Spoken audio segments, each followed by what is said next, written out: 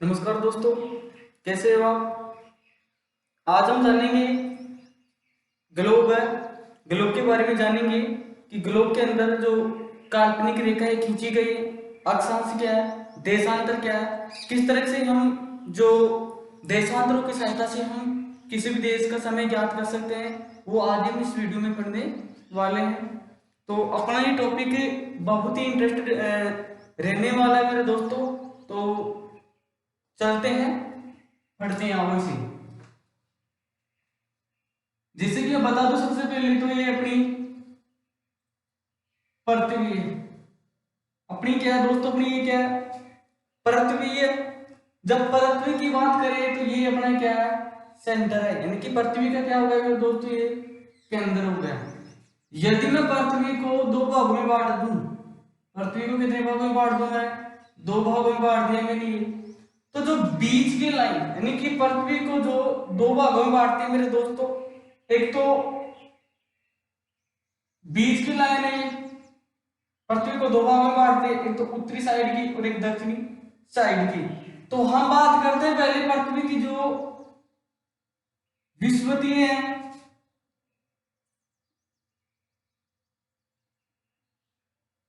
जो विषुवतीय जो व्यास है, और जो मेरे दोस्तों ध्रुवीय व्यास है, ध्रुवीय व्यास। जो पृथ्वी का जो विषुवतीय व्यास है मेरे दोस्तों, वह है 12,756 किलोमीटर, 12,756 किलोमीटर।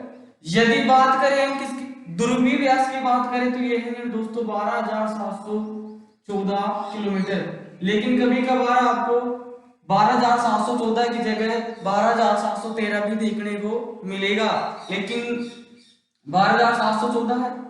यदि बात करें, ये अपना विषुवतीय व्यास है 12,756, ये अपना ध्रुवीय व्यास है पृथ्वी का 12,714। लेकिन कभी कभार एग्जाम में यह भी क्वेश्चन पूछ ले जाता है मेरे दोस्तों कि जो पृथ्वी का विषुवतीय व्यास है वह ध्रुवीय व्यास है, दोनों में कितने किलोमीटर का अंतर है। तो मेरे दोस्तों दोनों में अंतर है 42 किलोमीटर का अंतर। कितने किलोमीटर का अंतर मेरे दोस्तों, 42 किलोमीटर का क्या है, अंतर। यानी विषुवतीय व्यास पृथ्वी का विषुवतीय व्यास है और जो ध्रुवीय व्यास है, दोनों में 42 किलोमीटर का अंतर है।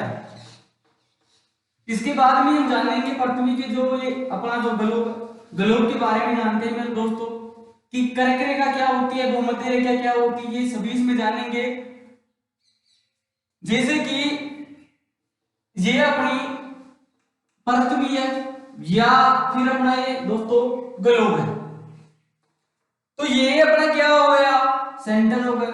यदि बात करें इसकी जो मध्य से गुजर रही है, जो काल्पनिक रेखा है मेरे दोस्तों, यदि जो मध्य से गुजर रही है मेरे दोस्तों, यानी पृथ्वी को दो भागों में बांटती है, एक तो उत्तरी साइड एक दक्षिण साइड, जो बराबर, भू का मतलब क्या होता है मेरे दोस्तों, जमीन होती है तो बराबर बांटती है। तो ये अपनी कौन सी रेखा है मेरे दोस्तों, भूमध्य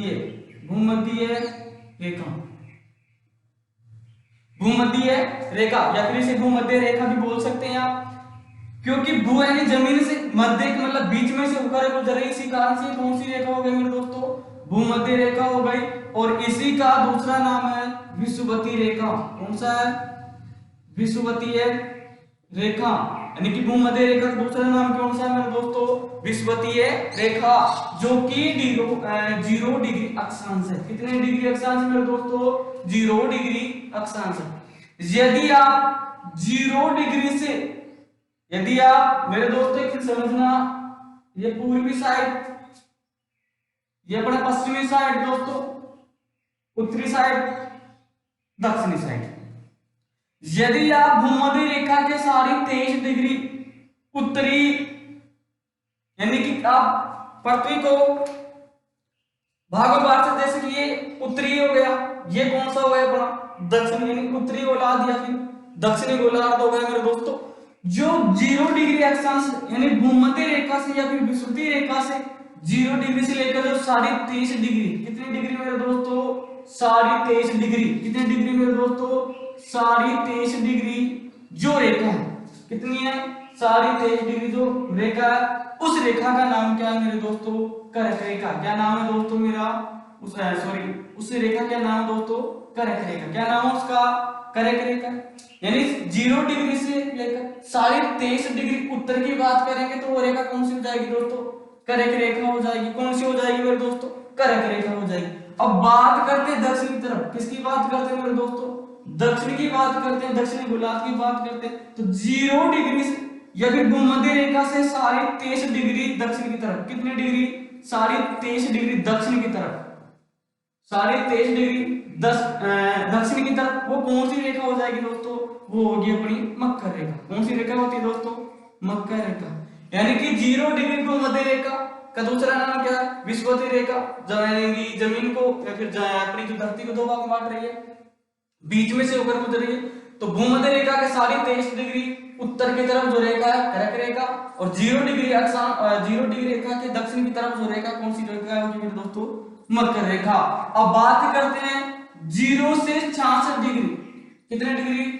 66 डिग्री, यानी कि डिग्री 66, 66.5 डिग्री की बात करते हैं मेरे दोस्तों, वो होगी आर्कटिक वर्ग। कौन सा होगा दोस्तों? आर्कटिक वर्ग कहलाएगा। क्या कहलाएगा वो? आर्कटिक वर्ग कहलाएगा। यदि बात करते हैं हम दक्षिण की, किसकी बात करते हैं मेरे दोस्तों? भूमध्य रेखा के दक्षिण की बात करते हैं, 66.5 डिग्री की बात करते हैं, तो वो कौन सा होगा? अंटार्कटिक होगा। कौन सा होगा मेरे दोस्तों? अंटार्कटिक वर्ग होगा। कौन सा दोस्तों? अंटार्कटिक वर्ग। यदि बात करें है अब 90 डिग्री की, किसकी बात करें? 90 डिग्री की, तो ये होगा दोस्तों ध्रुव, या फिर यहां पोल। बात करते हैं 90 डिग्री की, तो यहां क्या है दोस्तों? ध्रुव या फिर पोल। पोल ही बोल सकते हैं आप, ध्रुव भी बोल सकते हैं। तो 0 डिग्री जो 0 डिग्री है भूमध्य रेखा या फिर विषुवतीय रेखा। 0 डिग्री से 23.5 उत्तर की तरफ जाएंगे तो क्या रेखा होगी मेरे दोस्तों? कर्क रेखा कहलाएगी। 23.5 डिग्री आप दक्षिण की तरफ जाएंगे तो कौन सी रेखा कहलाएगी? मकर रेखा कहलाएगी। और आप 0 से 66 जाएंगे, 66 जाएंगे तो क्या होगा? वो आर्कटिक वर्ग कहलाएगा। और 66 दक्षिण की तरफ जाएंगे अंटार्कटिक वर्ग कहलाएगा। और 90 डिग्री पर क्या होता है मेरे दोस्तों? ध्रुव है या फिर पोल है। अब बात करते हैं मेरे दोस्तों, ये तो अपनी रेखा कौन सी थी? भूमध्य रेखा थी। कौन सी रेखा थी मेरे दोस्तों? भूमध्य रेखा। भूमध्य रेखा के समांतर, किसके समांतर? भूमध्य रेखा के समांतर खींची गई रेखा है। किसके समांतर? जैसे कि भूमध्य रेखा के समांतर खींची गई रेखा। यहां दूसरा और बना लेते हैं समझने के लिए। ये अपना क्या दोस्तों? जैसे कि ग्लोब है, ये अपनी कौन सी है? भूमध्य रेखा। भूमध्य रेखा के समांतर खींची गई रेखा है। क्या है दोस्तों? खींची गई रेखा है।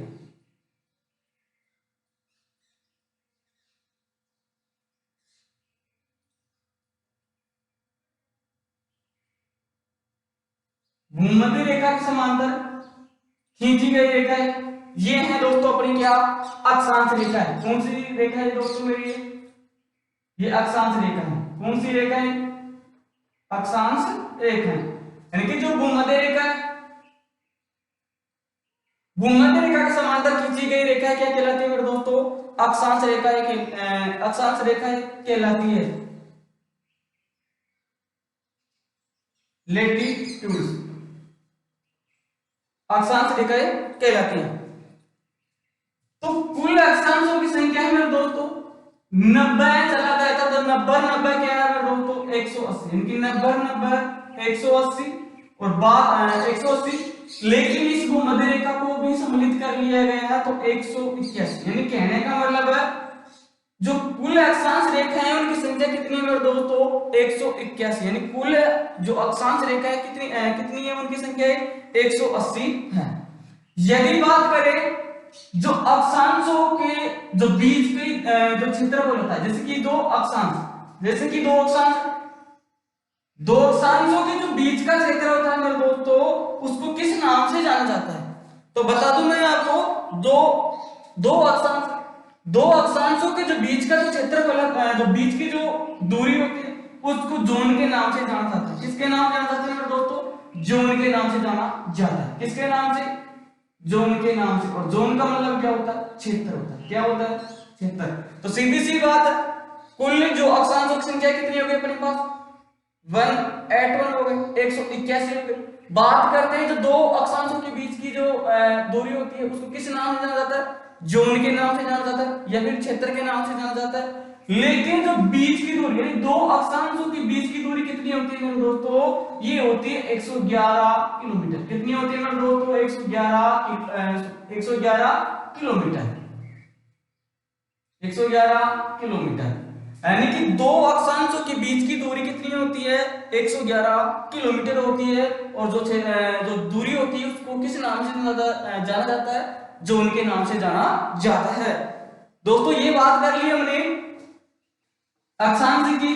अब बात करेंगे मेरे दोस्तों देशांतर की, यानी कि देशांतर रेखाएं कौन सी होती है? ये ग्लोब के ऊपर एक काल्पनिक रेखाएं खींची गई है। अब बात करेंगे मेरे दोस्तों देशांतर रेखाएं।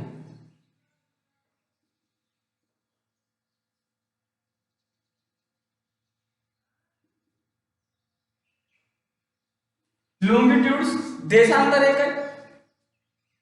जब ये हमने मध्य की बात की थी, अब बात करेंगे मेरे दोस्तों समझने के लिए फिर एक नया डायग्राम बना लेते हैं, नया फिर ग्लोब बना लेते हैं, खींच लेते हैं इसे।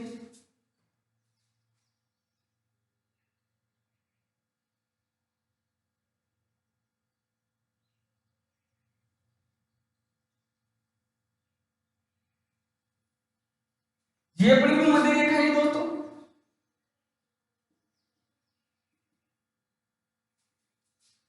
कर्क रेखा,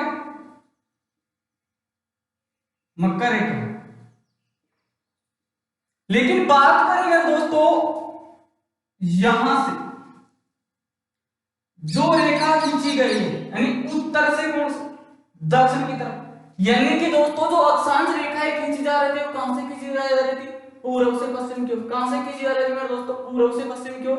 लेकिन जब देशांतर रेखाओं की बात करेंगे ये कहां से खींची जाएगी मेरे दोस्तों? उत्तर से दक्षिण की ओर। कहां से खींची जाएगी मेरे दोस्तों? उत्तर से दक्षिण की ओर।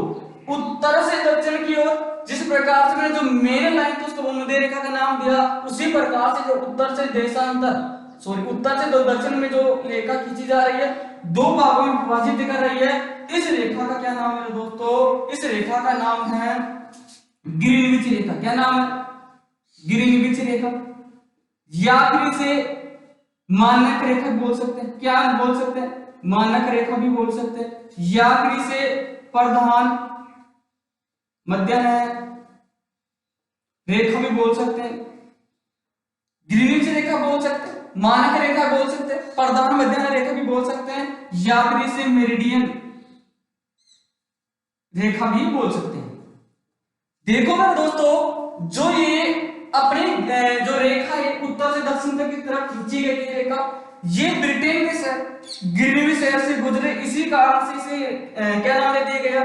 ग्रीनविच रेखा का नाम दे दिया था।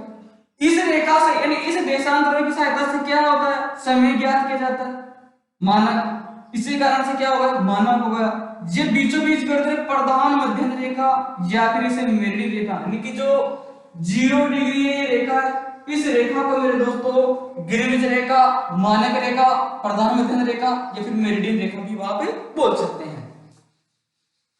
अब बात करें तो देशांतर रेखाओं की बात करें तो अपने मेरिडियन ग्रीनविच रेखा हो गई। बात करें तो हम कुल देशांतरों की संख्या कितनी?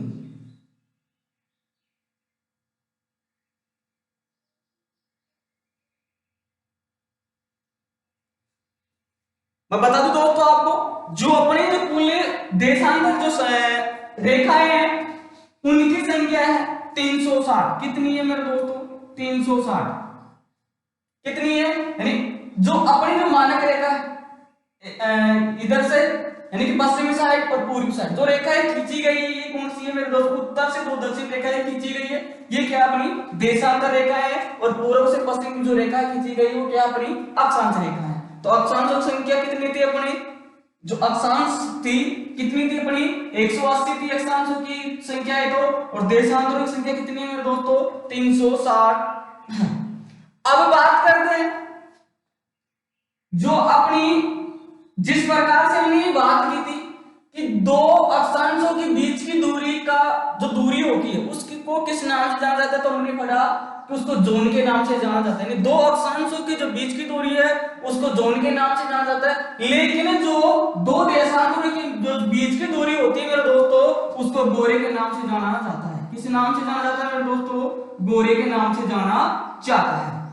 दो देशांतरों के बीच की दूरी होती है, जो अंतर होता है, किस नाम से जानते हैं मेरे दोस्तों, गोरे के नाम से जानते हैं, गोरे के नाम से जाना जाता है। लेकिन एक चीज बताऊं आपको, जब आप ध्रुव से, कहां से मेरे दोस्तों, ध्रुव से आप जब भूमध्य रेखा, कौन सी रेखा, भूमध्य रेखा की तरफ आएंगे, जब ध्रुव से आप भूमध्य रेखा की तरफ आएंगे तो देशांतर का जो बीच की दूरी होती है वो बढ़ जाती है। क्या हो जाती है मेरे दोस्तों, बढ़ जाती है। क्या हो जाती है, बढ़ जाती है। यानी कि ध्रुव से आप जब विषुवतीय रेखा पर आएंगे तो जो देशांतरों की है दूरी क्या हो जाती है मेरे दोस्तों, बढ़ जाती है। इसी कारण से विषुवतीय रेखा पर जो देशांतर होती है उनकी दूरी होती है 111.32 किलोमीटर, 111.32 किलोमीटर। वहां बात, जब हमने अक्षांशों की बात की थी तो वहां जो दूरी थी बीच की 111 किलोमीटर थी, और यहाँ कितनी मेरे दोस्तों, 111.32 किलोमीटर। अक्षांशों की बीच की दूरी 111 किलोमीटर और देशांतरों की बात करेंगे मेरे दोस्तों तो 111.32 किलोमीटर। बात करेंगे बीच की क्षेत्र जो दूरी होती है किस नाम से जाना जाता है, उसको गोरे के नाम से जाना जाता है देशांतर में। और अक्षांश की बात करेंगे तो किस नाम से जाना जाता है मेरे दोस्तों, जोन के नाम से जाना जाता है। अक्षांश अपने आप में एक दूसरे की होती है समांतर, क्या होती है मेरे दोस्तों, समानांतर होती है। लेकिन देशांतर क्या होती है, समानांतर नहीं होती है। यानी ये तो समानांतर होती है, समानांतर नहीं होती है। और अक्षांश में इसमें जैसे कि अक्षांश हो गए, यदि बात करें देशांतरों की तो अक्षांश और देशांतर अपने आप में इनकी ये समकोण पर काटती है। किस पर काटते हैं मेरे दोस्तों, समकोण पर काटती है। किस पर काटती है, समकोण पर काटती है। यानी अक्षांश और देशांतर जो रेखाएं होती है, जो काल्पनिक जो रेखाएं, ये अपने आप को समकोण पर ही काटती है। इसके बाद ही पढ़ेंगे दोस्तों हम पृथ्वी के बारे में।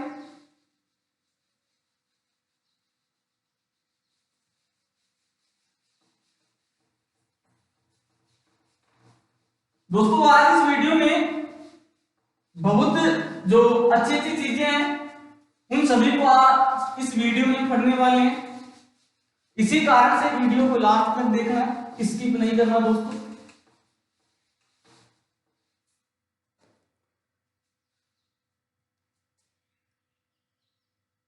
फिर से बना रहे हैं दोस्तों, ये अब आपके, सॉरी एक मिनट, ऑप्शन, अब तो शायद आपकी समझ में आ गई होगी कि अक्षांश क्या है, देशांतर रेखा है क्या, किस प्रकार से क्या है, ये सभी ये अपनी क्या होगा दोस्तों, भूमध्य रेखा। बात करेंगे दोस्तों इसकी तो ये क्या होगी अपनी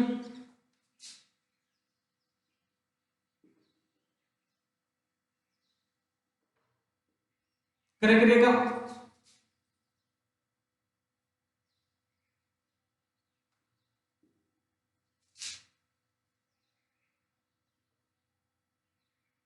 मकर रेखा।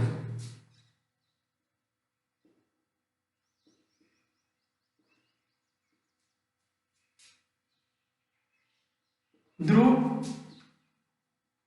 ध्रुव। अब देखो एक मिनट, जो जब समझो एक मिनट, आप जब यहां बना सूर्य, यहां क्या बना सूर्य,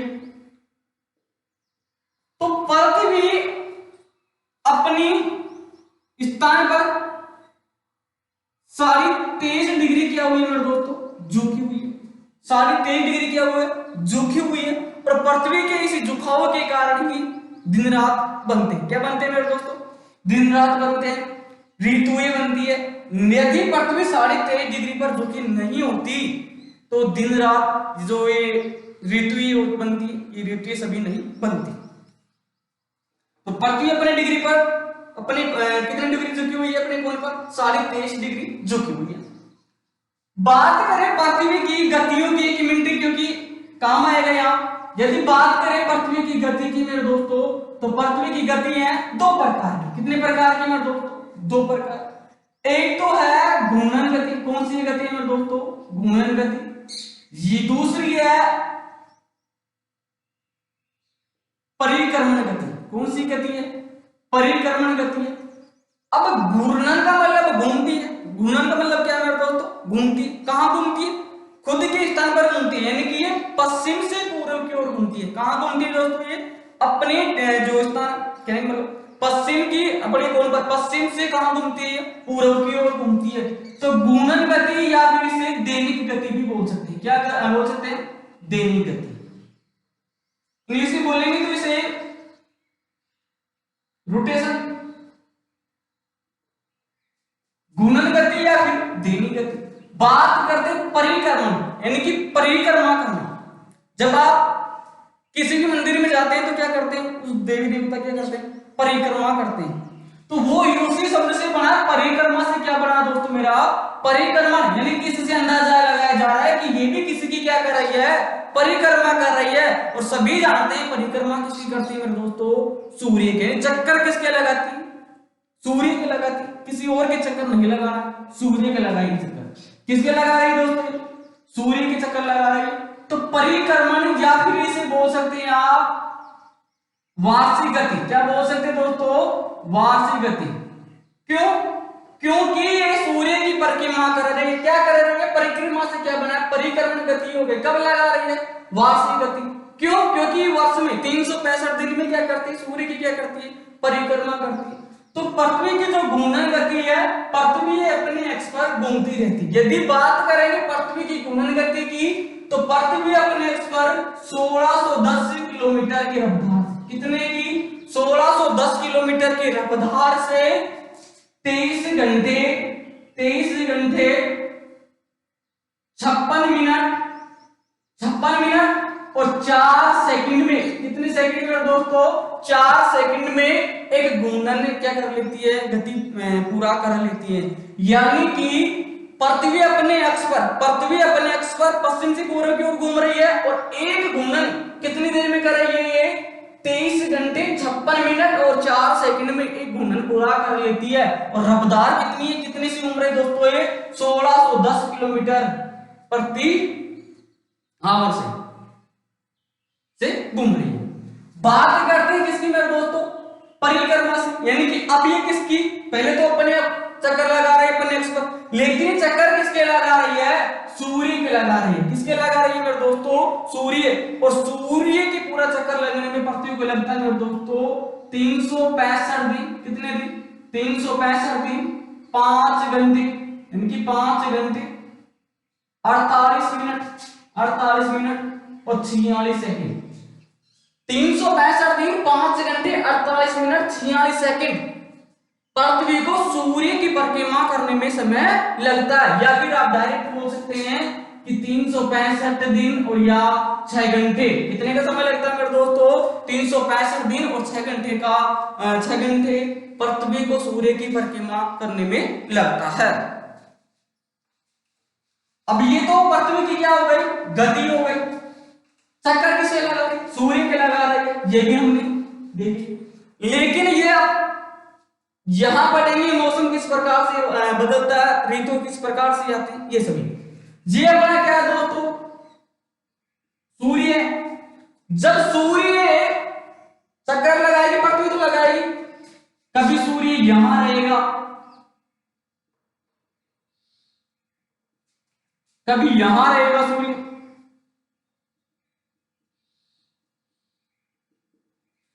तो हम इसमें आज वीडियो में डायरेक्ट ही पढ़ेंगे कि सारी 23 यानी कि जो कौन सी है कर्क रेखा, अपनी कर्क रेखा पर, यानी कि यदि यहां सूर्य का प्रकाश पड़ेगा, समझो एक मिनट आप दोस्तों, यदि यहां सूर्य का प्रकाश डायरेक्ट पड़ेगा, क्या पड़ेगा, तो पृथ्वी पर क्या होंगे, दिन और रात क्या होंगे, बराबर होंगे।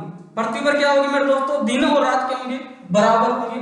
तो ये स्थिति होती है मेरे दोस्तों 21 मार्च और 23 सितंबर,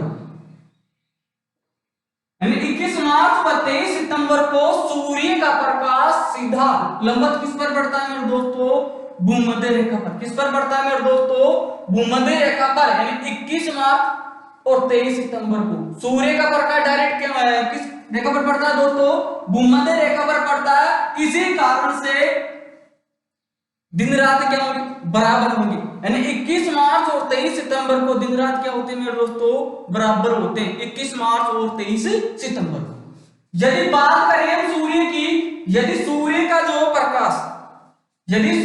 प्रकाश भूमध्य रेखा पर लंबवत न पड़ के किस पर पड़ रहा हो दोस्तों? डायरेक्ट किस पर पड़ रहा हो? कर्क रेखा पर पड़ रहा हो। किस पर पड़ रहा हो? कर्क रेखा पर पड़ रहा हो। तो कर्क रेखा पर सूर्य का प्रकाश डायरेक्ट 21 जून को पड़ता है। कब पड़ता है मेरे दोस्तों? 21 जून को पड़ता है। कब पड़ेगा?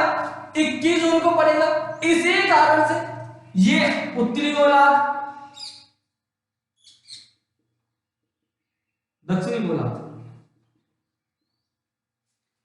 सूर्य का जब प्रकाश डायरेक्ट मकर रेखा पर पड़ेगा, किस पर? किस पर पड़ेगा? कर्क रेखा पर पड़ेगा। तो कब पड़ेगा? किस तारीख को पड़ेगा?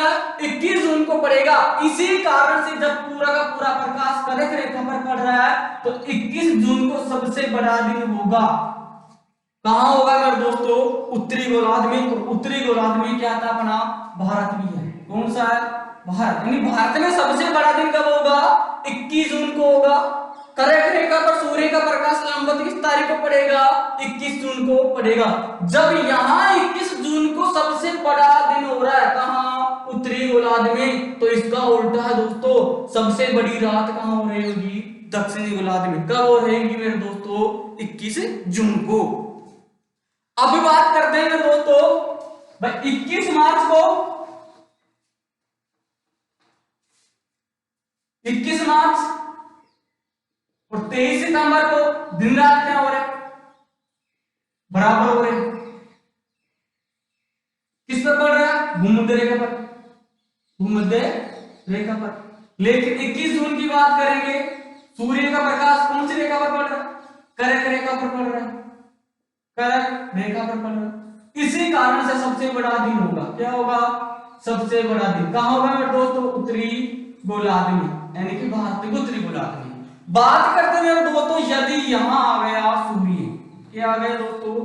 सूर्य यहां हो तो सूर्य का प्रकाश कहां पड़ेगा? डायरेक्ट कहां पड़ेगा मेरे दोस्तों? मकर रेखा पर। कहां पड़ेगा? मकर रेखा पर पड़ेगा। और ये स्थिति आती है मेरे दोस्तों 22 दिसंबर को। कब आती है मेरे दोस्तों? 22 दिसंबर को। कब आती है दोस्तों? 22 दिसंबर को। 22 दिसंबर को सबसे बड़ा दिन कहां हो रहा है मेरे दोस्तों? कहां हो रहा है? दक्षिणी गोलार्ध में होगा। कहां होगा? दक्षिणी गोलार्ध में होगा। तो सबसे छोटी रात कहां होगी? कहां होगी मेरे दोस्तों? उत्तरी गोलार्ध में होगी। सबसे बड़ी रात होगी कहां होगी? उत्तरी गोलार्ध में होगी।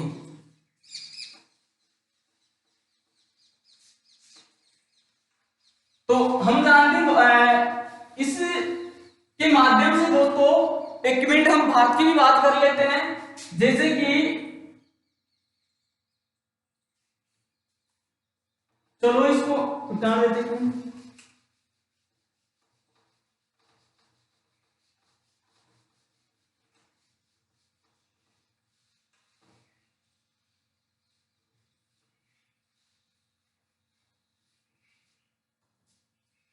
दोस्तों एक मिनट पढ़ेंगे हम मानक समय के बारे में, क्योंकि देशांतर के माध्यम से क्या करते हैं हम? समय ज्ञात करते हैं। क्या ज्ञात करेंगे? समय ज्ञात करेंगे।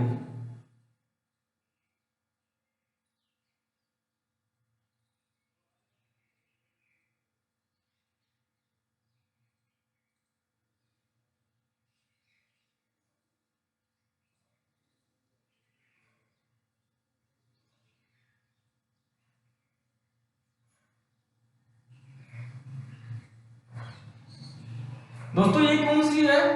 अक्षांश। अक्षांश रेखा है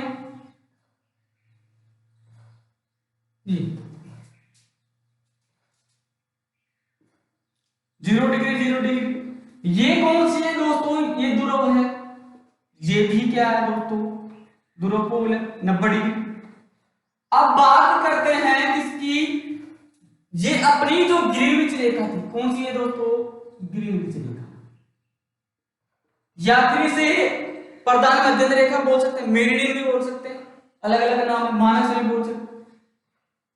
तो पृथ्वी ये बना एक औरत सा हो गया, बोल। तो 360 डिग्री, यानी कि पृथ्वी अपने एक्स पर कितने डिग्री घूमती है मेरे दोस्तों?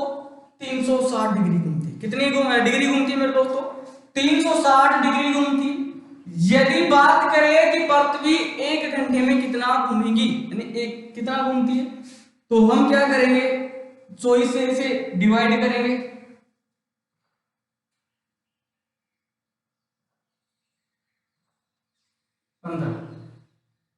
एक घंटे में कितनी डिग्री घूम रही है मेरे दोस्तों? 15 डिग्री घूम रही है। कितनी डिग्री घूम रही है मेरे दोस्तों? 15 डिग्री घूम रही है एक घंटे में। यानी कि 60 मिनट में कितनी डिग्री घूम रही है दोस्तों? पृथ्वी 15 डिग्री घूम रही है। यदि बात करें एक मिनट की बात करें तो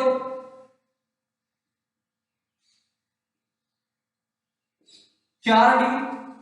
तो पृथ्वी एक घंटे में 15 डिग्री घूम रही है। और एक मिनट की बात करें, किसकी बात करें? एक मिनट की बात करें, किनकी बात करें? एक मिनट की बात करें। और कुल देशांतरों की संख्या भी कितनी है मेरे दोस्तों? 360 है। कितनी है? 360। तो यह अंदाजा लगाया जा सकता है इससे कि पृथ्वी को 15 डिग्री घूमने में एक घंटा यानी कि 60 मिनट लग रही है। तो एक मिनट में या फिर एक मिनट में कितनी डिग्री घूम रही है? 4 डिग्री। कहने का मतलब यह है कि एक देशांतर को पार करने में पृथ्वी को कितने मिनट का समय लगता है मेरे दोस्तों? 4 मिनट का। कितने का लगता है? 4 मिनट का। एक देशांतर को दूसरे देशांतर में पहुंचने में पृथ्वी को कितने मिनट का समय लगता है मेरे दोस्तों? 4 मिनट का। कितने का लगता है दोस्तों? 4 मिनट का। एक मिनट, एक देशांतर आप जाएंगे तो कितने मिनट का लगेगा? 4 मिनट का समय लगेगा। किसको? पृथ्वी को एक देशांतर पार करने में। और एक घूम कितना रही है पृथ्वी? 15 डिग्री घूम रही है। इसी कारण से मानव समय विश्व को 24 जोनों में विभाजित किया गया। कितने में? 24 जोन अपने आप ही हो गए। एक घंटे में 15 घूम रही है तो 24 का हमने मल्टीप्लाई की थी। तो 24 विश्व को 24 जोनों में क्या किया गया? विभाजित किया गया। और पृथ्वी को एक देशांतर पार करने में, एक देशांतर पार करने में कितने मिनट का समय लग रहा है दोस्तों? 4 मिनट का समय लग रहा है।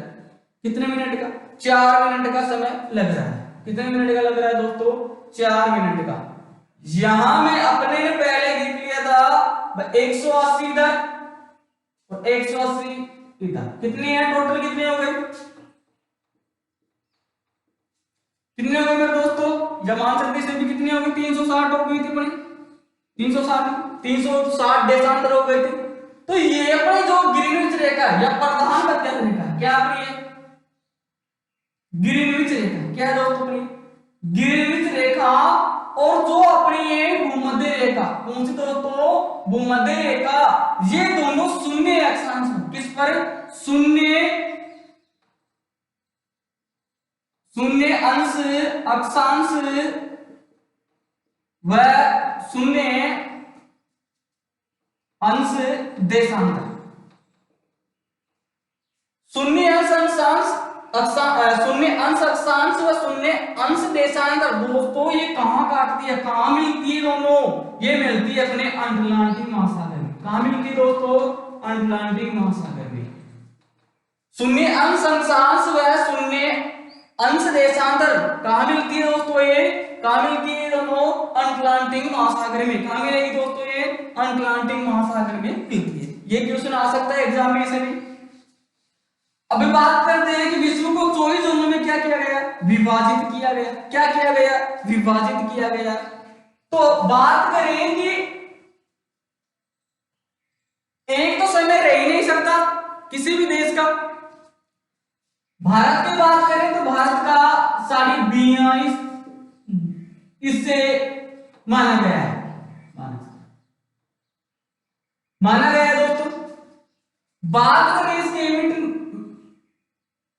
थोड़ा सा इंडिया का नक्शा देखिए।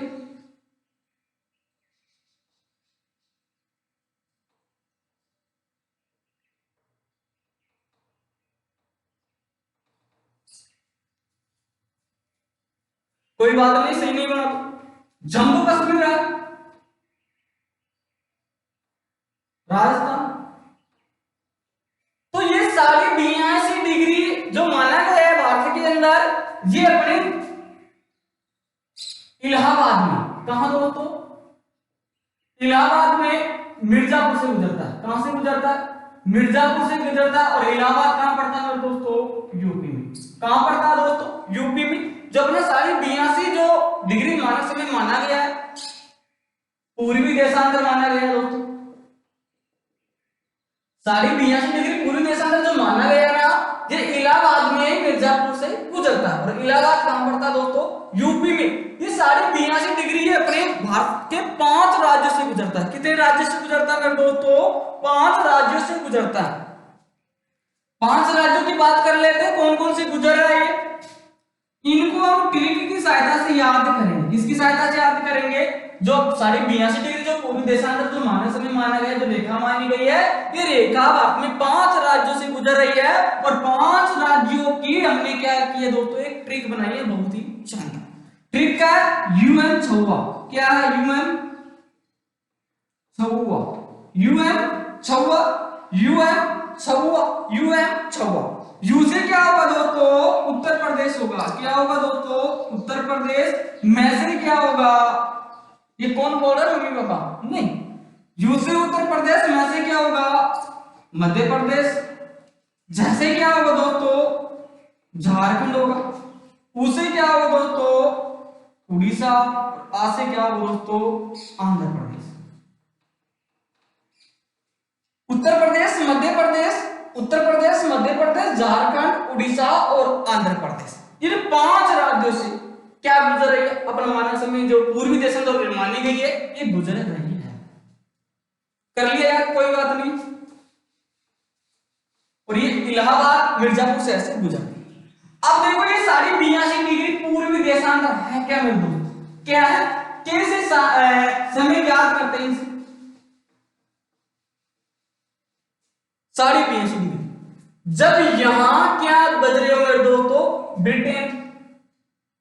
जब मानक जो ये ग्रीनिच रेखा है, जब यहां यदि दिन के 12 बज रहे हैं, दिन के क्या बज रहे हैं? 12 बज रहे हैं, यानी कि दिन के क्या बज रहे हो? 12 बज रहे हो। तो अपना जो समय है इससे 5.5 घंटे आगे। कितना है दोस्तों? 5.5 घंटे आगे। कहने का मतलब है जब वहां इस मानक समय जो रेखा पर यदि वहां 12 बज रहे हैं, तो अपने यहाँ क्या होगा? 5.5 घंटे आगे। कहने का मतलब अपने यहाँ के कितने बजते होंगे? 5:30 बजेंगे। कितने बजेंगे मेरे दोस्तों? 5:30 बजेंगे। कैसे? ये हम बात करेंगे इस 82 जो माना गया इससे, पूर्वी देशांतर से 82 माना गया। मेरे को एक चीज बताओ, एक देशांतर को पार करने में पृथ्वी को कितना समय लग रहा था मेरे दोस्तों? 4 मिनट का। कितने का लग रहा था? 4 मिनट का लग रहा था। बताओ पूर्वी देशांतर है, 180 आते नहीं भाई, 180 में 180 360। 82 डिग्री कहां की है? पूर्व साइड की बात। यहां करेंगे पूर्व, ये कौन सा? पश्चिम। पूर्वी साइड की बात है ना, पूर्वी देशांतर की बात करेंगे। लग रहा है पृथ्वी को एक देशांतर पर पार करने में 4 मिनट का। तो हम इनको 82 जो 82 डिग्री पूर्वी देशांतर है, तो इनको किससे मल्टीप्लाई कर लेते? 4 से कर लेते। यदि आप इसको 4 से करेंगे तो कितना आएगा मेरे दोस्तों? 330। कितना आएगा दोस्तों? 320। करके देख लेते।